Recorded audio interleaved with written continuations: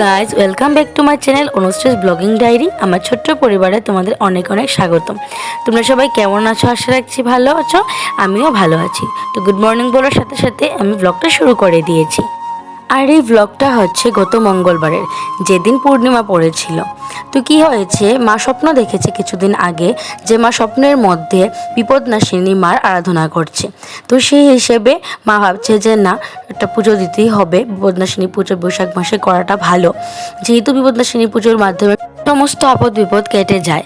আর এইটা না আমরা বাঙালিরা খুব মন প্রাণ থেকে বিশ্বাস করি। তো যার জন্য এখানে সকাল সকালে উঠে কাপড় ছেড়ে আমি ফুল পেরে নিয়েছি আর বেলপাতাও। দেখো কত সুন্দর সুন্দর ফুল ফুটেছে আমাদের বাড়িতে, আর সবগুলো পেরে নিয়েছি। আর তারপর এখানে বেলপাতা তুলে নিয়েছি।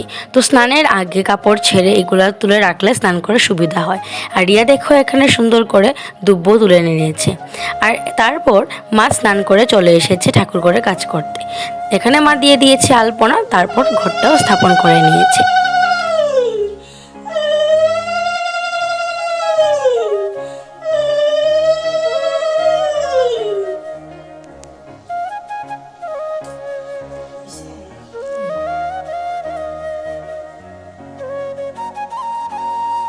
তো বাবা দেখো বিপদনাশিনী পুজো উপলক্ষে কতগুলা ফল এনেছে, দেখে আমার মনটাই ভালো হয়ে গেছে।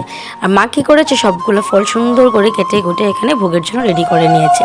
তারপর দেখো মা এখানে ভোগ নিবেদনও করে দিচ্ছে ঠাকুরকে। আর যা বলছিলাম, আমরা যেহেতু বাঙালি, আমাদের মনে এটাই বিশ্বাস যে মা বিপদনাশিনী আছেন, সমস্ত বিপদ থেকে আমাদেরকে রক্ষা করবেন। তো সেই উদ্দেশ্যেই বা সেই ভেবেই আমরা এই ব্রত করে থাকি, বা সমস্ত লোকেরাই বা বাঙালিরাই এই ব্রত করে থাকেন। আর এইটা না সত্যি একটা মনের ব্যাপার, অনেক ভালো লাগে। তো তারপর এখানে দেখো সমস্তটা তোমাদেরকে দেখিয়ে দিয়েছি কীরকম লাগছে।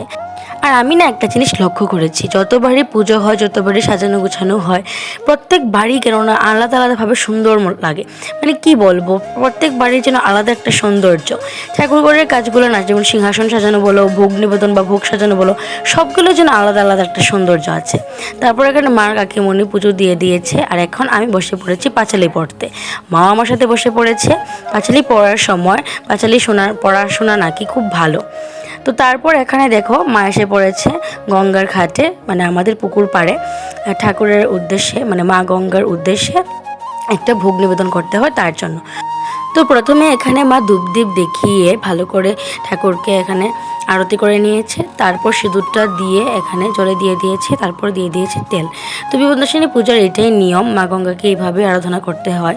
আর যেহেতু আমাদের পুকুরের জলটা একেবারেই গুলা, কি বলবো, একদমই পরিষ্কার না, যার জন্য তেলটা দেওয়ার পর যে একটা সুন্দর রং ছড়ায় সেটা আর বোঝা গেল না।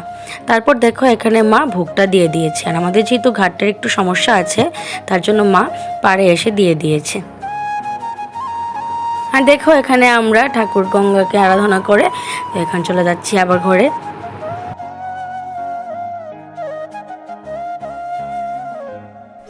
তো তোমাদেরকে তো সবটা শেয়ার করলাম, পুজো কমপ্লিট। আর এখন আমি ড্রেস চেঞ্জ করে নিয়েছি, কারণ আমি যাব স্কুলে। আর আজকে সকালে আর টিউশনে যাইনি, যেহেতু পুজো হবে বাড়িতে, তাই। তো মা, আমি, কাকিমনি, আমরা রিয়া সবাই মিলে পুজো দিয়ে দিয়েছি।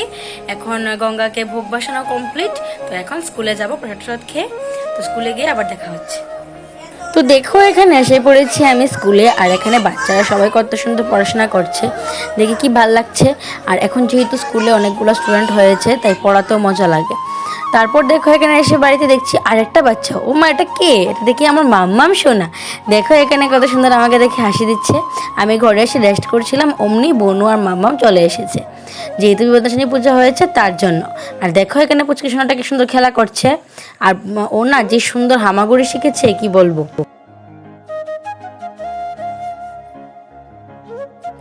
আর মা এখানে উঠে চলে গিয়েছে। আর ও দেখো মার পিছন পিছন হামাগুড়ি দিয়ে কি সুন্দর চলে যাচ্ছে, দিদনের কোলে উঠে যাবে বলে।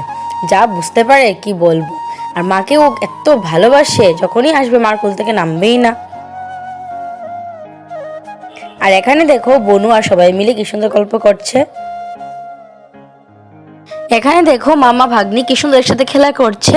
তো মামা ভাগ্নি বলার কারণ কি, ভাই হচ্ছে মাম্মামের মামা আর মাম্মাম হচ্ছে ভাইয়ের ভাগ্নি, তো সেই হিসাবেই বলা। মাম্মাম বসেছিল ভাইয়ের এই খেলনাটাতে। এই খেলনাটার কি নাম আমি তো জানি না, কিন্তু এই খেলনাটাতে বসিয়ে দিলে বাচ্চারা সুন্দর করে হাঁটা শিখে নেয়। তো যেহেতু মাম্মাম এসেছিল তাই এটাতে বসিয়েছিলাম, আর ও খেলনাটাতে বসে খুব খুশি। আর এখানে না এই ব্লগটা আমি কবে থেকে তোমাদের সাথে এডিট করে শেয়ার করবো ভাবছি, কিন্তু হয়েই উঠছে না, আমার অলসতার কারণে বলো হয়ে উঠছে না। তো কিছু কিছু কাজ থাকে এরকম যেগুলো অতিব্যস্ততায় করা হয়ে যায়, আর কিছু কিছু কাজ কি বলবো অলসতার কারণে করা হয়ে ওঠে না। তো এই ব্লগটা হচ্ছে তার মধ্যে একটা, করবো ভাবতে ভাবতে এখন গিয়ে আমি তোমাদের সাথে শেয়ার করতে পারছি। কোভিড ব্লগ এটা বলো, মঙ্গলবারের। মানে আমার কথাটা কি বলবো, যখন আমার জানি কি হয়ে যায়, কখনো কখনো অতি ব্যস্ততায় তোমাদের সাথে ব্লগ শেয়ার করে ফেলি, আর কখনো কখনো হয়েই ওঠে না। তো ভাবলাম না যে আজকে আমার করতেই হবে, তার জন্য তোমাদের সাথে শেয়ার করা সম্ভব হয়। আর এখানে দেখো মাম্মার সাথে খেলাধুলা করে তারপর আমি চলে গিয়েছি খাওয়ার জন্য, কারণ প্রচণ্ড খিদে পেয়েছিল আর মা ওদিন করেছিল খিচুড়ি। তো বিকাল দিকে আমি একটু ঘুমিয়েও পড়েছিলাম, ঘুম থেকে উঠে এখানে ফ্রেশ হয়ে গেছি, ফ্রেশ হয়ে ঘরদোর গুছিয়ে এখন রেডিও হয়ে গেছি, যাব টিউশন পড়াতে। তো এখন আর কিছু তেমন দেখানোর নেই, তো ভাবছি এখানে এন্ড করে দেবো ব্লগটা। যদি এতটুকু পর্যন্ত দেখে আমার ব্লগটা একটুকু ভালো লেগে থাকে, অবশ্যই লাইক কমেন্ট করে দিও কোন জায়গাটা বেশি ভালো লেগেছে, বা কীভাবে বললে আরও তোমরা খুশি হবে সেটাও জানিও। আর আমার এই ছোট্ট চ্যানেলটাকে সাবস্ক্রাইব করে পাশে থেকো। তো দেখা হচ্ছে তোমাদের সাথে নেক্সট আরেকটা ভিডিওতে। তো দিন তোমরা ভালো থেকো, সুস্থ থেকো, বাই বাই।